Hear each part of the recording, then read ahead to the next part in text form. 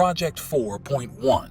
Project 4.1 was the designation for a medical study conducted by the United States of those residents of the Marshall Islands exposed to radioactive fallout from the March 1st, 1954 Castle Bravo nuclear test at Bikini Atoll, which had an unexpectedly large yield.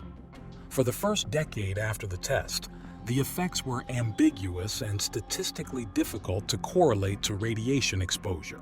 Miscarriages and stillbirths among exposed Rongelap women doubled in the first 5 years after the accident, but then returned to normal. Some developmental difficulties and impaired growth appeared in children. In the decades that followed, though, the effects were undeniable due to exposure to radioiodines, and almost a third of those exposed developed neoplasms by 1974. Project MK Ultra. Project MKUltra, or MK Ultra, was the code name for a CIA mind control research program run by the Office of Scientific Intelligence that began in the early 1950s and continued at least through the late 1960s. There is much published evidence that the project involved the surreptitious use of many types of drugs as well as other methodologies to manipulate individual mental states and to alter brain function. Experiments included administering LSD to CIA employees, military personnel, doctors, other government agents, prostitutes, mentally ill patients, and members of the general public in order to study their reactions. LSD and other drugs were usually administered without the subject's knowledge and informed consent, a violation of the Nuremberg Code that the U.S. agreed to follow after WW2. Efforts to recruit subjects were often illegal, even discounting the fact that drugs were being administered, though actual use of LSD, for example, was legal in the United States until October 6, 1966. In Operation Midnight Climax, the CIA set up several brothels to obtain a selection of men who would be too embarrassed to talk about the events. The men were dosed with LSD, and the brothels were equipped with one-way mirrors, and the sessions were filmed for later viewing and study. In 1973, CIA Director Richard Helms ordered all MKUltra files destroyed. Pursuant to this order, most CIA documents regarding the project were destroyed, making a full investigation of MKUltra virtually impossible. The Aversion Project.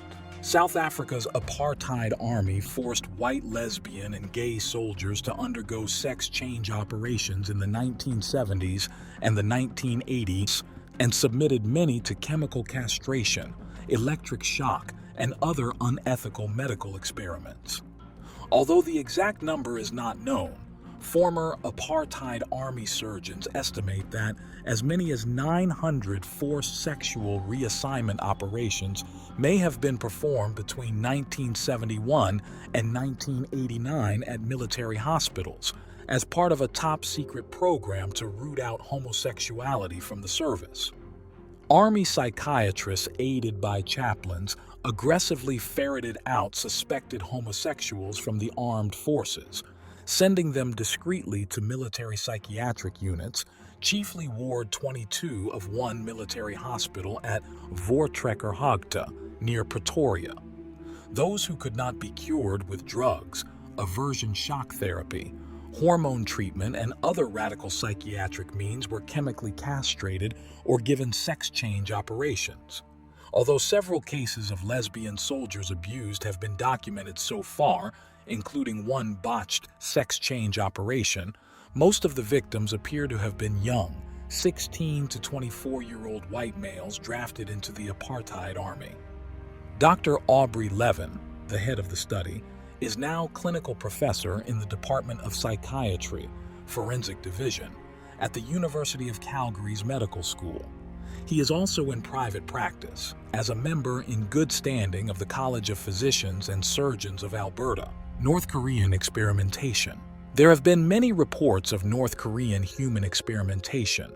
These reports show human rights abuses similar to those of Nazi and Japanese human experimentation in World War II. These allegations of human rights abuses are denied by the North Korean government, who claim that all prisoners in North Korea are humanely treated.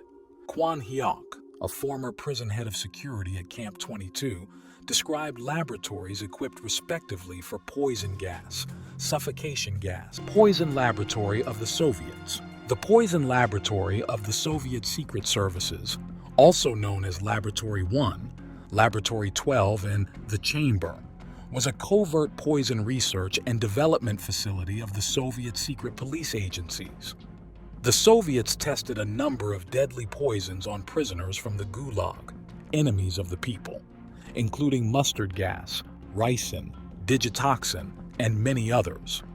The goal of the experiments was to find a tasteless, odorless chemical that could not be detected post-mortem. Candidate poisons were given to the victims with a meal or drink as medication. Finally, a preparation with the desired properties called C2 was developed. According to witness testimonies, the victim changed physically, became shorter, weakened quickly, became calm and silent, and died within 15 minutes. Miranovsky brought to the laboratory people of varied physical condition and ages in order to have a more complete picture about the action of each poison. In addition to human experimentation, Miranovsky personally executed people with poisons under the supervision of Pavel Sudoplatov. The Tuskegee Syphilis Study. The Tuskegee study of untreated syphilis, conducted between 1932 and 1972 in Tuskegee, Alabama, in which 399 plus 201 control group without syphilis, poor, and mostly illiterate, African American sharecroppers were denied treatment for syphilis. This study became notorious because it was conducted without due care to its subjects and led to major changes in how patients are protected in clinical studies. Individuals enrolled in the Tuskegee syphilis study did not give informed consent and were not informed of their diagnosis. Instead, they were told they had bad blood and could receive free medical treatment, rides to the clinic, meals and burial insurance in case of death in return for participating. In 1932, when the study started, standard treatments for syphilis were toxic, dangerous, and of questionable effectiveness. Part of the original goal of the study was to determine if patients were better off not being treated with these toxic remedies. For many participants, treatment was intentionally denied. Many patients were lied to and given placebo treatments in order to observe the fatal progression of the disease. By the end of the study, only 74 of the test subjects were still alive. 28 of the men had died directly of syphilis. 100 were dead of related complications. 40 of their wives had been infected, and 19 of their children had been born with congenital syphilis. Unit 731. Unit 731 was a covert biological and chemical warfare research and development unit of the Imperial Japanese Army that undertook lethal human experimentation during the Second Sino-Japanese War, 1937-1945, and World War II. It was responsible for some of the most notorious war crimes carried out by Japanese personnel. Some of the numerous atrocities committed by the commander Shiro Ishii and others under his command in Unit 731 include vivisection of living people, including pregnant women who were impregnated by the doctors. Prisoners had limbs amputated and reattached to other parts of their body. Some prisoners had parts of their bodies frozen and thawed to study the resulting untreated gangrene. Humans were also used as living test cases for grenades and flamethrowers. Prisoners were injected with strains of diseases, disguised as vaccinations, to study their effects.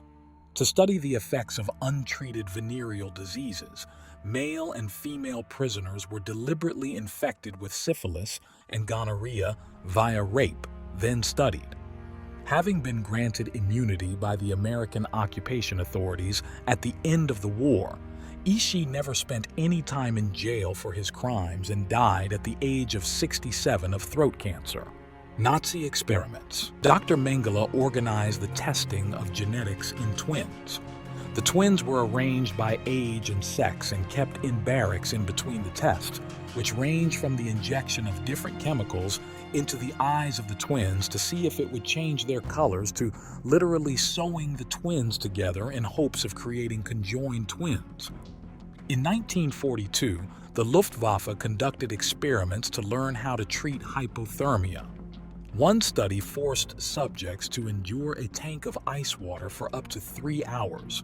Another study placed prisoners naked in the open for several hours with temperatures below freezing. The experimenters assessed different ways of rewarming survivors. From about July 1942 to about September 1943, experiments to investigate the effectiveness of sulfonamide, a synthetic antimicrobial agent, were conducted at Ravensbrück. Wounds inflicted on the subjects were infected with bacteria such as streptococcus, gas gangrene, and tetanus. Circulation of blood was interrupted by tying off blood vessels at both ends of the wound to create a condition similar to that of a battlefield wound. Infection was aggravated by forcing wood shavings and ground glass into the wounds. The infection was treated with sulfonamide and other drugs to determine their effectiveness.